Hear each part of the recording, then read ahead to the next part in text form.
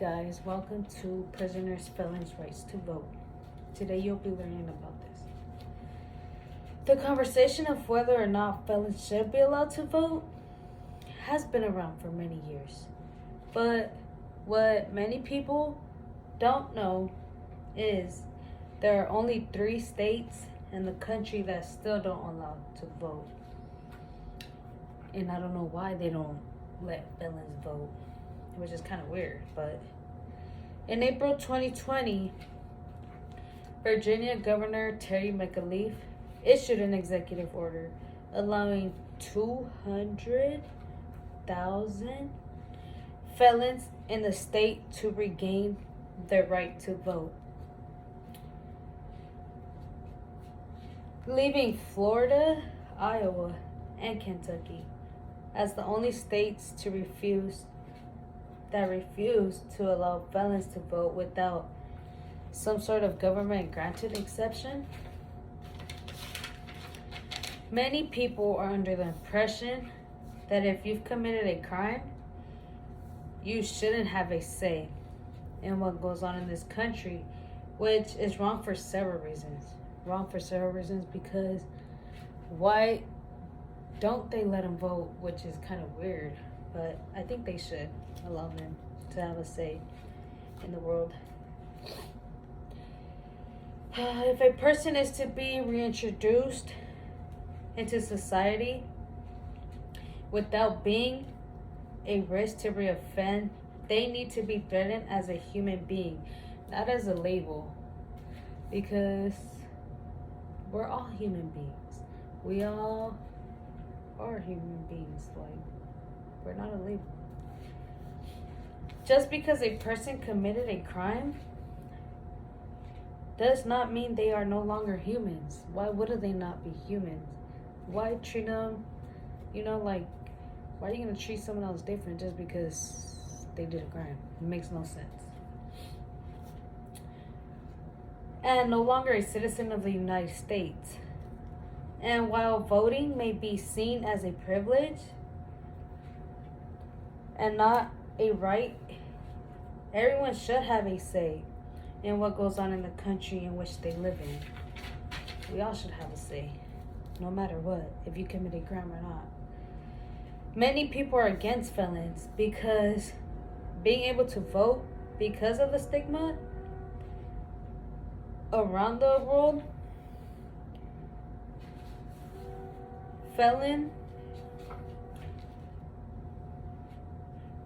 around the word felon. When you think felon, you usually think bank robbers, rapists, serial killers, all of the above. But there are actually many felonies that are not violent, and many felons who do not pose a threat to society. Upon release from prison, for people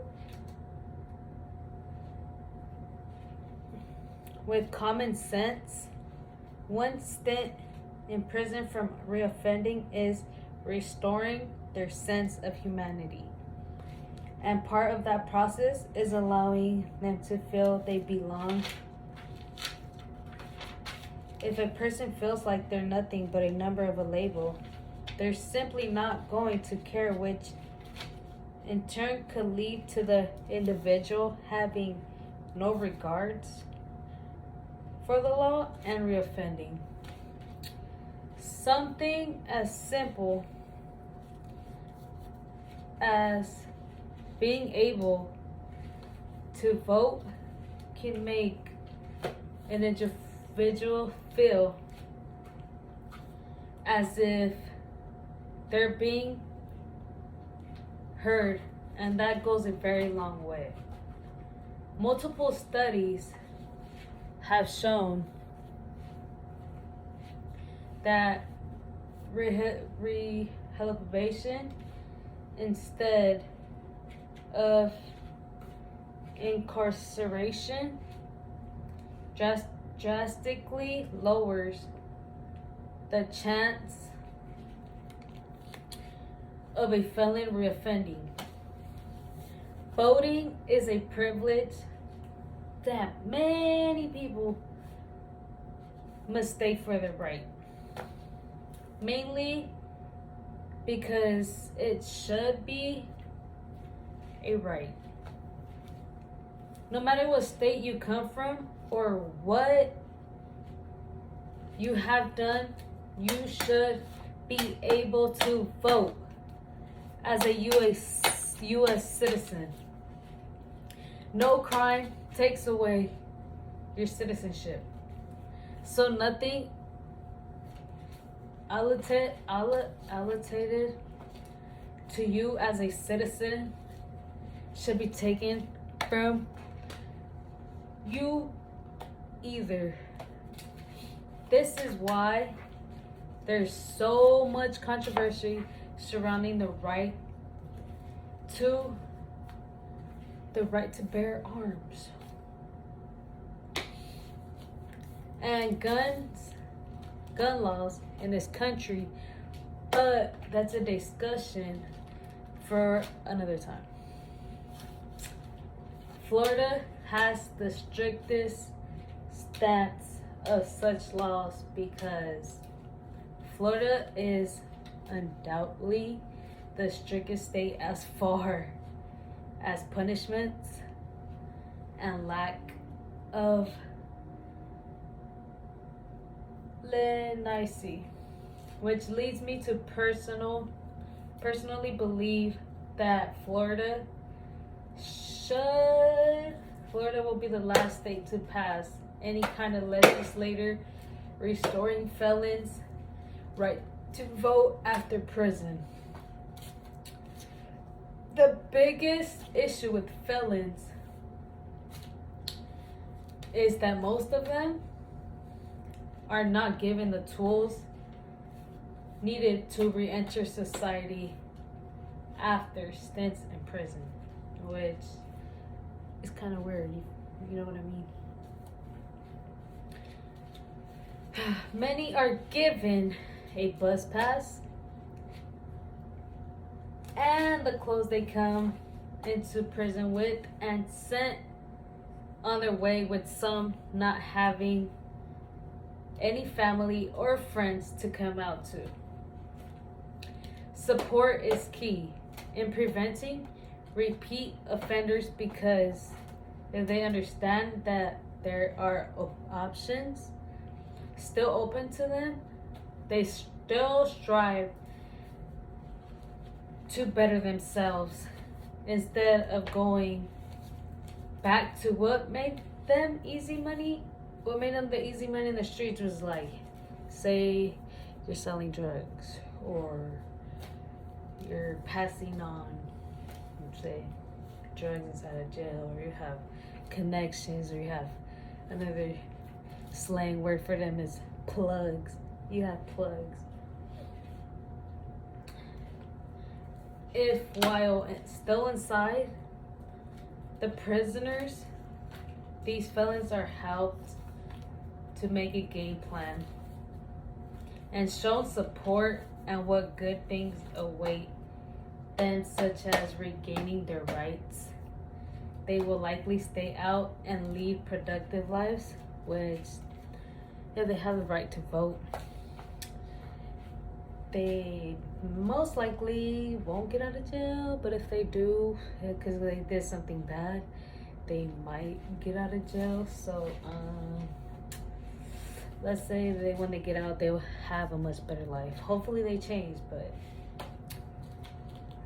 goes on. Essentially, there is a huge need for reform in the legal system as far as felons and their rights. We put felons into a box and expect them to lead regular lives with the possibility of reoffending, which is simply ridiculous because we expect them to live a better life inside jail, but that's their fault because they committed something they shouldn't have, or yeah. Legislature needs to be put in place to ensure that felons can be reintroduced into society as equal citizens and not let their past hinder them from leading successful lives. So basically saying don't let anything get to you, because if you let anything get to you, how would you go on in the future? Don't let it get to your head. Remember that. Don't let it get to your head. Right here I have a little PowerPoint, which is like breaking barriers to ballot box. Right here we have voting is the most fundamental right in a democracy. The right to vote freely for the candidate of one's choice is the essence of a democratic society.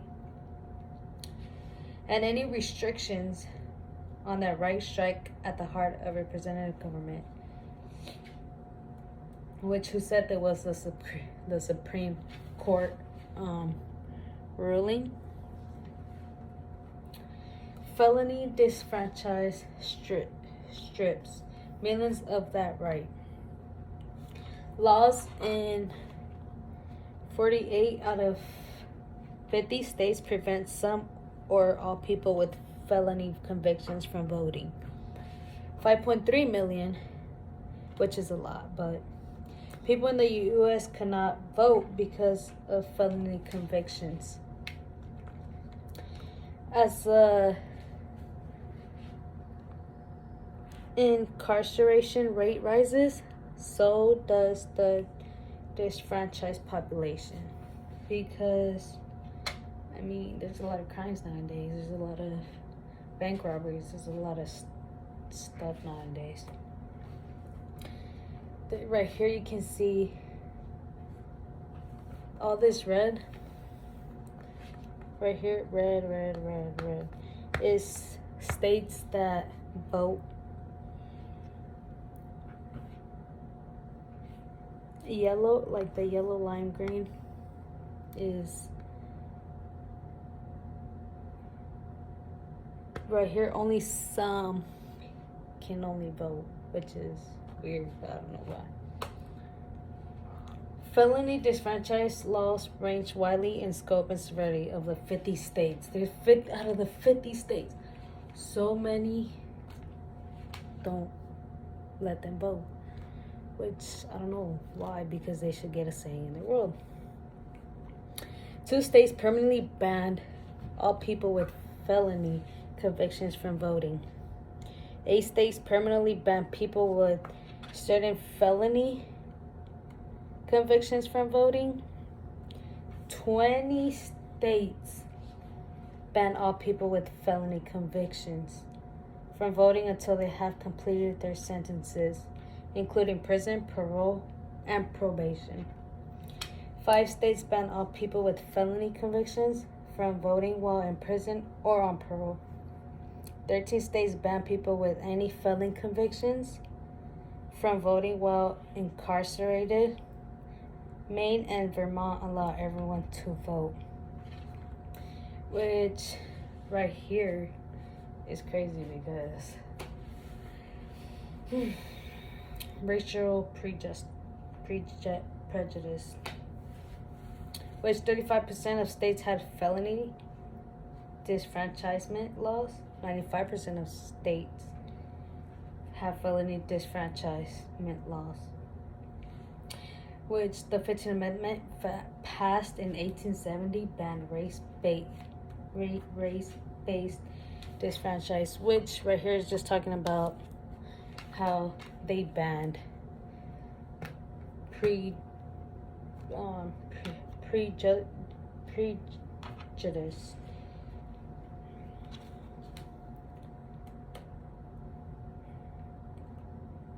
A myth you want to hear about is restoring the vote is a partisan attempt to increase the power of Democratic parties. But anyways, that was my end of the slides, my PowerPoint. So thank you guys for watching, and I hope you like my prison and felons rights, and hope you learn something new. Bye.